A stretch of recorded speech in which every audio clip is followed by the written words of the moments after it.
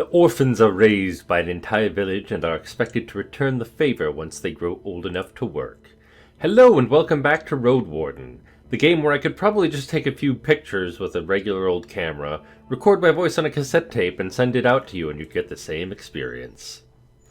You don't see any creatures, nor humans, at this weird altar where we decided not to kick the roots or do other horrible things. And with that, we are going to go to the travel map. Wait, we can wait? Oh, we can wait for a certain amount of time, so we could wait here till nightfall. We're not going to do that, though, because that seems dangerous. I forget what was where, so we're going to go north, because we can. You slow down. Among the shrubs, a small pack of dragonlings is feasting on the carcass of a grey auroch. One of them, with red feathers in its arms, straightens up, and gives you a curious glance. Its head tilts left and right, forward and back. It screeches at you, but doesn't move forward, and returns to its meal. You wonder what would happen if you were on foot. Would they let you be satisfied with their prey? Or would they run after you? But if so, for what reason? For now, you have enough space to move forward, yet stay safe. The powerful jaws break the monster's bones loudly, then bite off and swallow chunks of meat. What a digestive tract that must take. I ride forward, but keep my distance and look over my shoulder.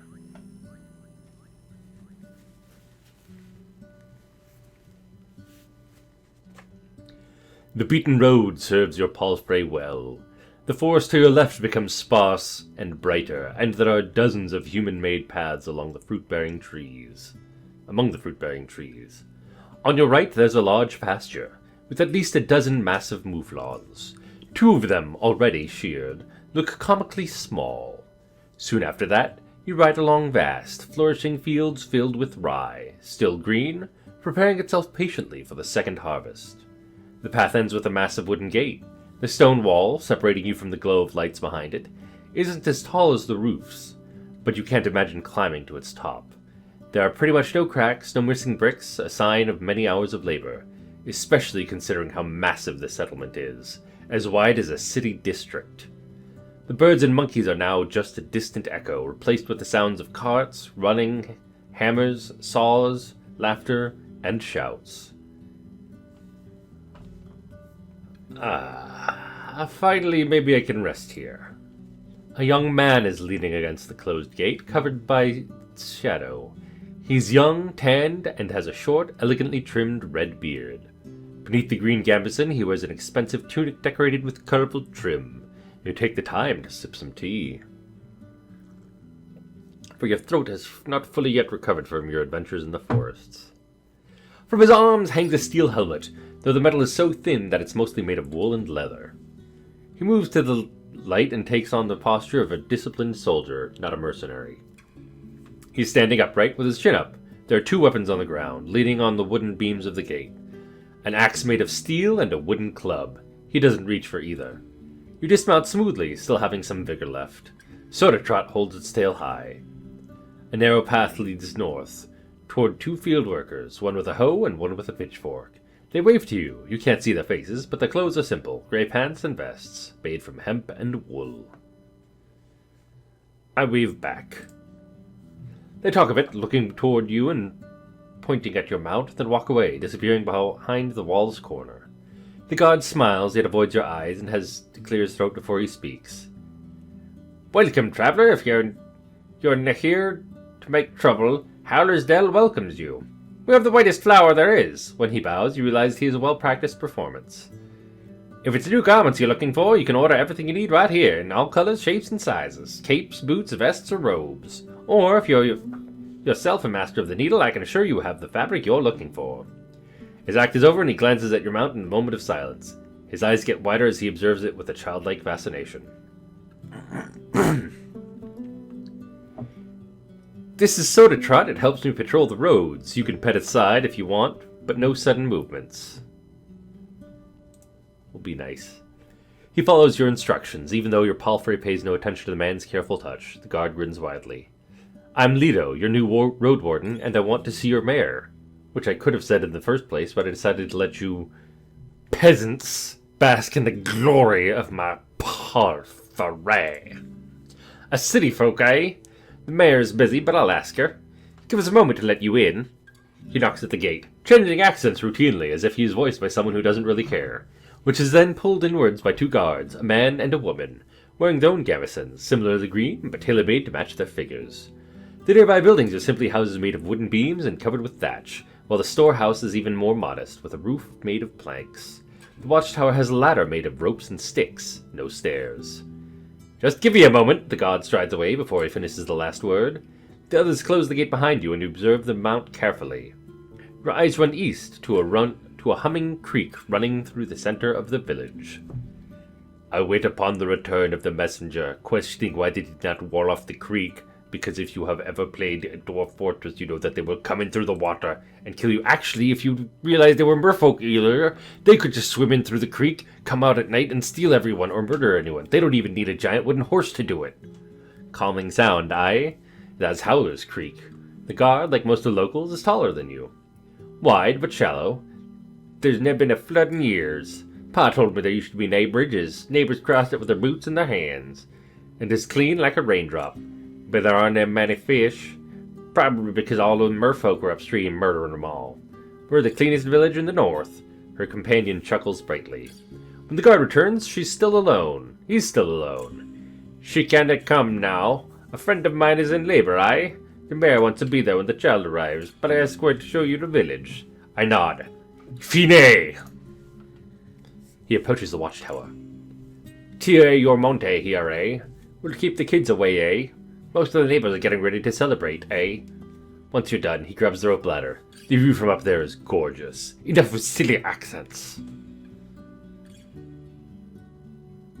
I climb after him because I am not a psychopath that's going to think about my knife and murdering someone. Why? Why would you assume that that was a trap? Why would you be such a distrusting, ungrateful bastard out here? I mean, come on, we're the new Road Warden. We're not just some random schlup running into, Cthulhu Town or something like that.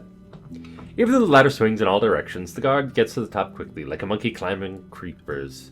You, on the other hand, need to stop and wait for the ladder to calm itself. When you join the man on the wooden platform, you're a bit dizzy. He's leaning on the wooden parapet, observing the area with a smile. I look around and sip some tea because my throat is starting to ache.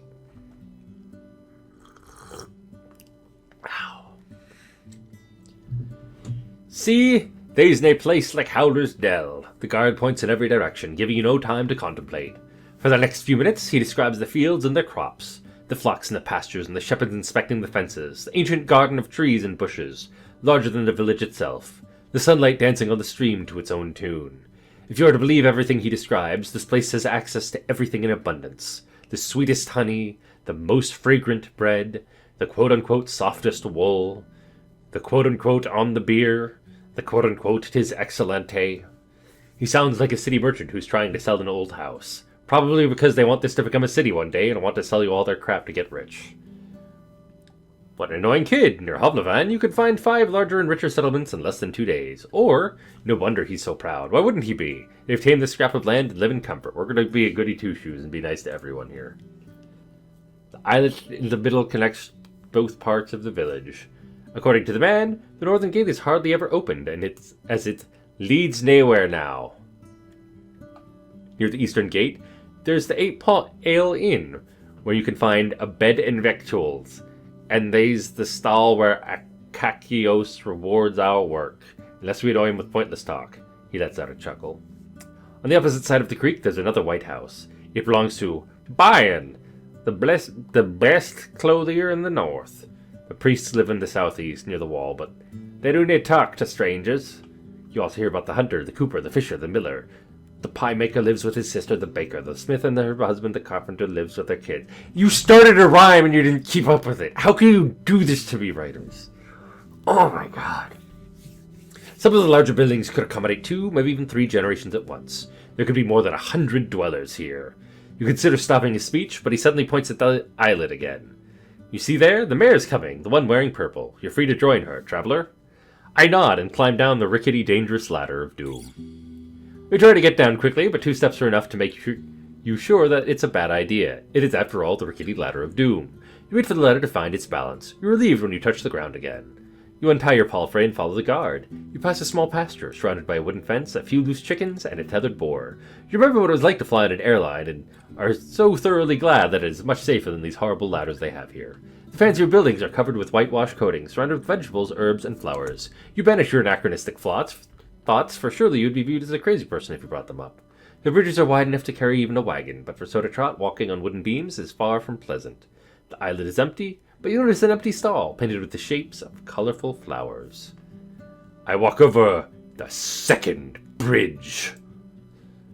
Along the entire path, you notice more and more people observing you, smiling or casually greeting you as they're focused on their own tasks.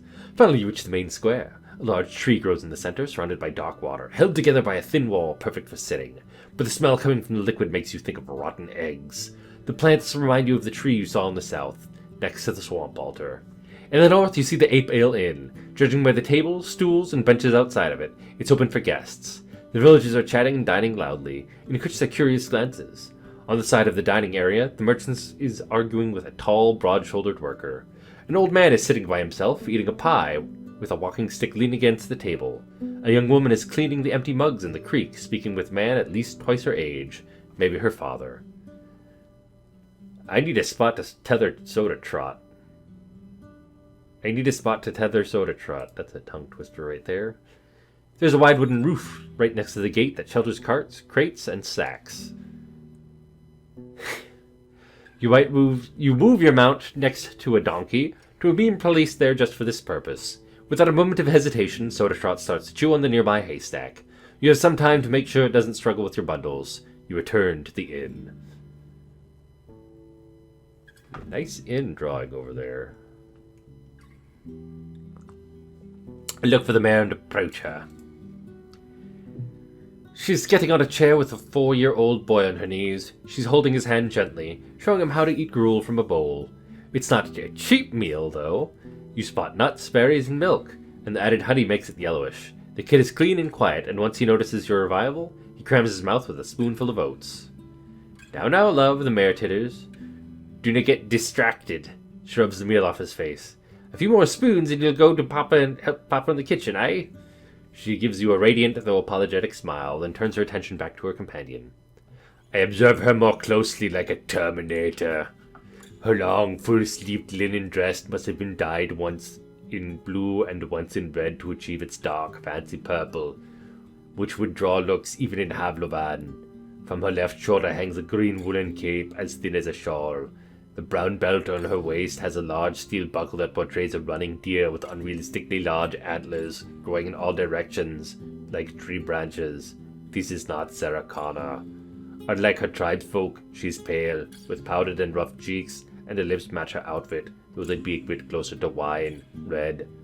The thick grey strands in her long blonde hair look more like a fashion choice than the result of aging. Her eyes are the colour of cake, keen and vigorous. She's shorter than most people around, though would still be the tallest woman in most of the northern settlements.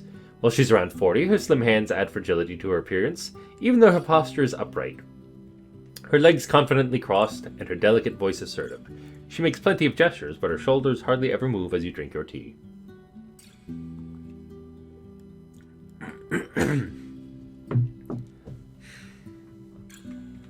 I wait for as long as it takes, for I require invitations, much like a vampire.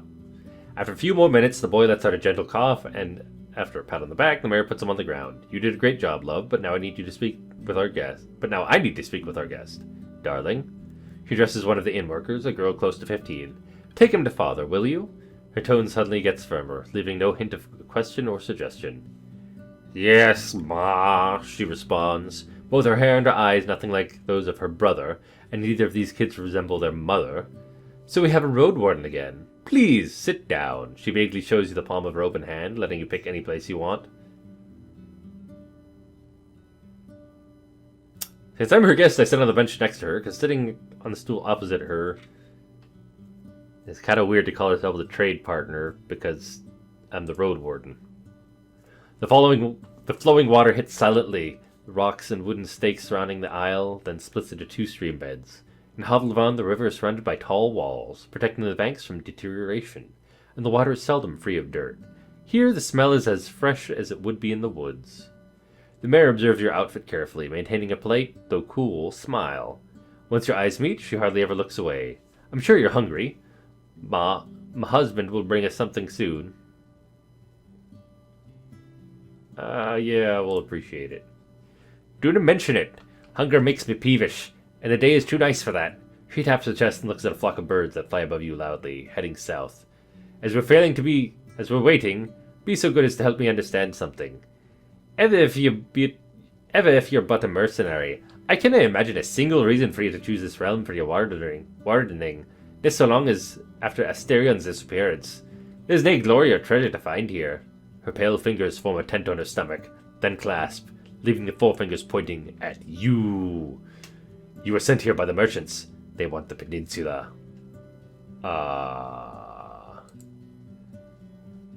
We could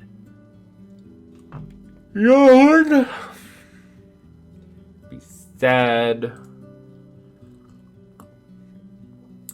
be intimidating, and, it's gonna keep you safe, if you know what I mean. Be distant, explain the situation. Portray it as lightly as we can. I'm going to be friendly and present Havlavan's interests as an opportunity, because we are here to be friendly to everyone. You introduce yourself to touch on the more obvious sides of the potential deal with the guild and the city chief, the troops, their pay, and the patrols they would establish, the overview of taxes. Trade routes would bring new life to this place. You try to sound warm. It's a win-win. Throughout your speech, the mayor observes you patiently, without interruptions. I see, she finally responds, as she observes your palfrey. She twists her deer buckle, left and right, left and right. If it was that simple, I'd be eager to applaud. But it is never that simple, is it? Her eyes fill up with melancholy, despite her smile. I appreciate that you're coming with a carrot, not a stick, but when it comes to the guild, there's always a catch. Her accent is now almost identical to the one used in the city, almost as if we haven't been giving everyone different accents the entire time we've been reading this. What do we say? What sort of catch? Everything I know. Let's ask what sort of catch. Well, maybe I phrased it poorly. She burst into a joyless laughter. Not a catch, but rather all sorts of traps and omissions. Like with that saying, give them a finger and they'll take the whole hand. Here, listen to this trick I learned about during my studies. She theatrically clears her throat, patting her chest with one hand and covering her mouth with another, then leans forwards and rests on her elbows, allowing her hands to freely make gestures. You make a deal with the settlement. Flour and wool in exchange for coins and tools. You send the first traders, and they imply that you're ready to pay more for, let's say, parchment. Months later, you want no more rye, just the parchment and wool. We can butcher any more mouflons, the locals say. Don't worry, you answer. We'll send you a small flock. Just turn one of your fields into a pasturage. As she pretends to speak as different characters, her voice comically shifts, and she has no issues switching between accents or stepping on your toes as the narrator. I encourage her with a kind smile. She swings her hand above the table. Another year goes by, and while there's more parchment, the village lacks some crops. The tribe needs not just tools and coins, plenty of coins, but also seeds, and the guild is not satisfied. Sending our wagons costs a lot, and there are more highwaymen now. If you want us to come again, you need more mouflons and to sell us their cheese. And guess what? With a haunting laugh, she straightens up and spreads her arms like someone a third her age. Turns out that the village can't say no anymore. They lack supplies, seeds, and land. They can't refuse because they've been swindled. Tricked into doing poor things with their land.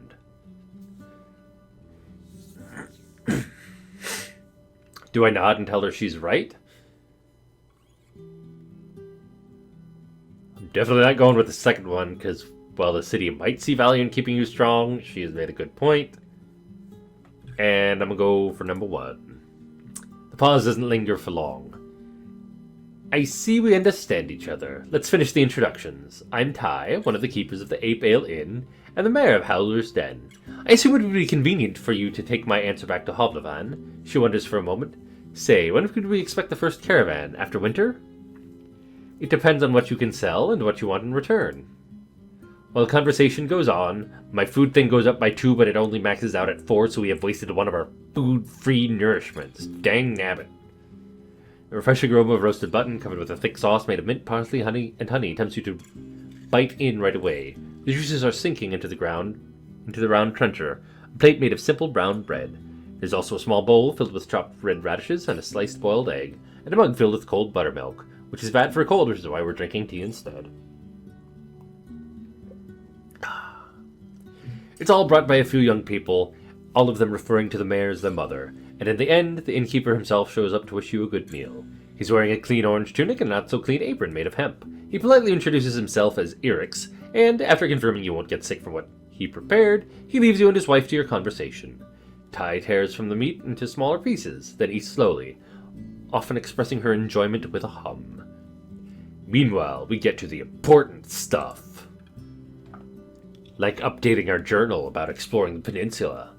Sounds like the nearby ground is fertile. The village would gladly pay its taxes in grain and vegetables, with the exception that a squad of soldiers would provide additional protection. Or with the expectation. Our youth is strong, she claims proudly, so we don't need your guards on our walls. But a lone road warden won't keep the roads passable. We need fighters willing to patrol the paths, maybe in the heart of the woods. That's what we'd expect in return. You're not an expert when it comes to linen, cheese, and wool, so the mayor spends a good couple of minutes describing the outstanding quality of what the village has to offer, especially the clothes, which are meant to be as unique as those made by the Master's Crispus. You vaguely recognize the name of this tailor shoemaker, but you never earned enough to pay him for as much as a single sleeve. And of course, we will never reject some steel and bronze. We like alloys for sickles and scythes. She then repeats her questions about starting a trade route. Truth be told, the guild is not sure what the peninsula has to offer. It's going to take more than your village to convince them. Understandable, we have a new entry on the eastern path. But you won't find much in the other tribes. They have barely enough to survive, even after they trade for our crops, for we have the only decent soil in this realm. At least the people of Gale Rock have salt and barrels of fish, while Creek sells meat and wood. Actually, if you haven't been in the Creeks yet, the farthest village in the northeast, you could give them a chance. She nods with a smile. They could use your help with keeping their roads safe. White Marshes, on the other hand, as well as Old Pagos, are close to worthless. For a trade route, that is. She clears her throat, not wanting to spread rumors or cause offense to the other locals who might come knocking on her door very angrily. After these words, she stands up, walks to another table, and offers her trencher to an elderly man who sits there by himself. With a trembling voice, he thanks her, then starts to chew on the soggy bread. She sits down, wipes her hand into a clean cloth, adjusts the folds of her cape, and once again crosses her legs. So tell me, Leto, how's Havlavan? I haven't gathered much news since the invasion. So we're going to tell her that things are humble but starting to look brighter, the harbor's full of life, and the kids grow strong. Sometimes better, sometimes worse. Not everyone has their own bread, but the new generation is ready to start on their own fight. Or it's far from great. Children who lost their parents during the war have no trade in hand, and there's not enough settlements to send them away. Many people are unable to prosper. I'm going to go neutral.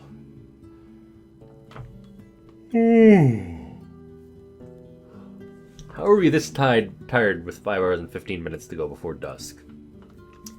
And I was afraid it was long lost to hunger.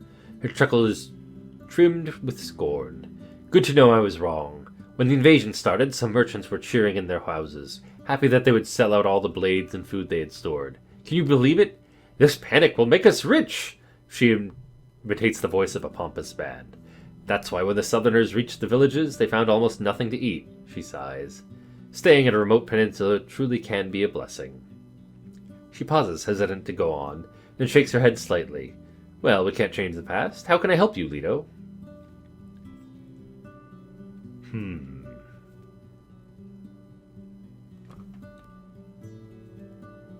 What is your secret to being fairly well off, better than everyone else? She reaches for her buckle and her voice grows cold. There's no secret, traveler. There's hard work, risks, and sacrifices, and the support of those that care about me. The good thing that happened to me shine on my people just as much. Think about it before you mention it again, she adjusts her cape. I'm looking for Asterion, who I have conveniently forgotten who that is. She stares— oh, that's right, that's the old Road Warden. She stares you in the eyes, then turns towards Sodatrot. Is your palfrey a mare? We have 2 jacks. Could use some mules. A stallion, so it won't give you anything stronger than a hinny. Huh.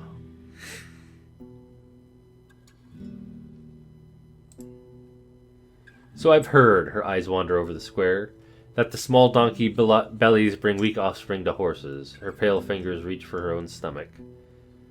When her eyes return to you, they regain their sharpness. I'd rather avoid long talks about that man. Let him remain as part of the past spring. Since you're asking about him, I can only assume he was indeed sharing his goal with you. We're not going to start lying to people, so I'm just going to say I won't deny that. You're already different from him. I like it when travelers don't try to sell me bluegrass. Seeing your frown, she waves it off. It's just a saying. His words were stronger than his deeds, and he's no longer welcome here. What are his wrongdoings? If you have to know, he failed and won't get a second chance. He was meant to escort Agata, a daughter of mine, to her betrothed in Gale Rocks. She was a great archeress, and the road from here to the coast is not that dangerous. When they saw goblins on the road, Asterion ordered her to push through, right into their trap. She touches her deer-shaped buckle. They got jumped like a bunch of wealthy pilgrims. A Road Warden worth their gruel should know better. He can fight with a blade, but my girl, she never had a chance. She sighs and looks at the gate. He disappeared soon after his pitiful attempt at apologizing to me, and we closed our doors behind him. For good. I'll let you know if he ever tries to return. Any ideas where I could look for him? She adjusts her cape with an annoyed shrug. Try asking for him in the north. He spent most of his time between the White Marshes, Gale Rocks, and creeks. Here, he wasn't that eager to share his plans. Why did you let him leave? He didn't do anything, well, forbidden by our laws. He was simply stupid, cannot be trusted. But this isn't Hovlevan. We have no rich folk to dread. We treat each other fairly. Lost in her thoughts, she rubs the neckline of her dress. One good thing I can say about him is that he didn't try to justify his decisions or avoid the consequences. But I'd rather have him prove first he can do what's asked of him. Did you ever find your daughter? For a few breaths, her green eyes seek something in your face. Her words are careful yet hesitant. She's with the Fogs now. The goblins were after food, so they carried her shell away. One day she's going to charge at our walls, awoken and empty. Even though she was a bit mawkish, her heart was strong and patient. She listened to people, was ready to help them and to cry with them. I could tell you stories, but what for? Let the dead rest. You have quite a big family. She titters weakly. At one point, there were 12 kids living in our house, 9 girls, 3 boys. They come and go as it should be. A few are already with the forest, but most are all grown now, even started their own families. She looks away at a girl wiping spilled milk with a wet cloth. To be perfectly clear, they aren't exactly our children.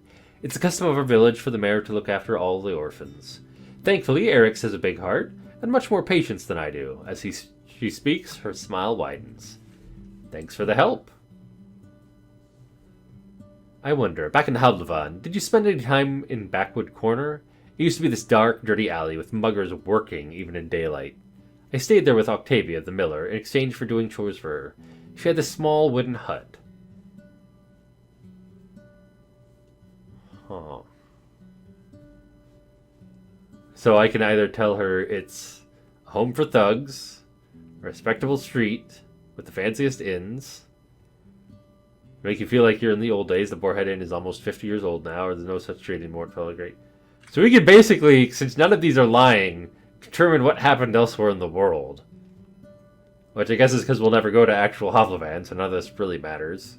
Unless they did a way too much work in this game, which I hope they didn't, because I think it's a nice, tight narrative what they have going here right now.